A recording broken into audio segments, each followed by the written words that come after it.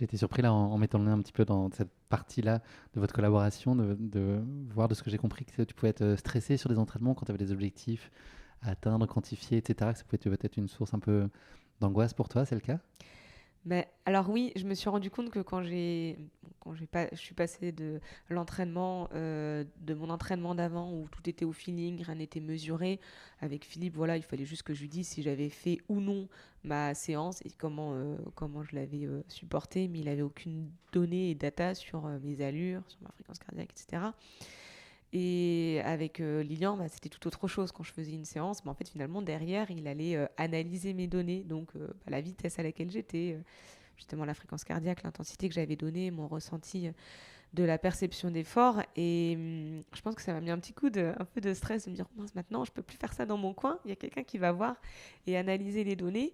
Et j'ai toujours... après, on a analysé derrière que je pense que toujours voulu avoir euh, ce sentiment de perfection, de vouloir bien faire, le syndrome de la bonne élève. Et pour moi, bien faire, et c'est là où on a mis le doigt avec client, et je pense que c'était vraiment une erreur, j'avais l'impression que bien faire, c'était faire plus, toujours plus. Mm. Et, et du coup, je pense que je donnais toujours un peu trop sur mes séances, alors qu'en fait, c'était pas forcément ce qu'il en attendait. Je m'étale un petit peu sur ta question, mais Ouais, c'est c'est vrai qu'on est, intéressant. on est revenu derrière. J'ai vraiment eu du, mis du temps avant de récupérer après les Europes, parce qu'en fait, je pense que la prépa Europe a été plus intense que ce qu'on voulait, parce que j'avais voilà, cette pression un petit peu de résultat à chaque entraînement. Et pour en revenir à ta question, c'est plus trop le cas maintenant en fait. Je fais mes séances, et puis si j'étais collée à cette séance, et bah tant pis en fait. Limite j'en rigole. Là, je lui dis, là je reprends par exemple, ça fait 3 semaines que j'ai arrêté. Oh, j'avance, je lui dis j'avance comme un caillou. J'ai vraiment l'impression, voilà, de partir autant j'ai parti du kilomètre zéro, là j'ai l'impression de partir du kilomètre moins 10.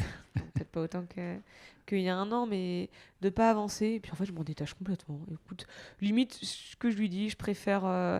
Ce qui est agréable de partir vraiment de zéro, c'est qu'on va vraiment voir la progression, en espérant qu'il y ait vraiment une progression. Il m'assure que oui, que je vais progresser, donc je le crois.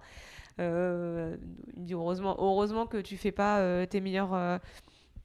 Heureusement que t'es pas à ton niveau que tu seras en début d'année, enfin en janvier ou février ou mars, enfin plutôt mars, mai les premières compétitions, parce que sinon en fait ce serait pas drôle et tu verrais pas le progrès. Donc voilà, c'est vrai que du coup je m'en détache, je me dis bon bah heureusement que les allures sont pas top, parce que bah, plus on avancera et plus on verra du coup l'entraînement qui sera vraiment profitable, et ça c'est agréable.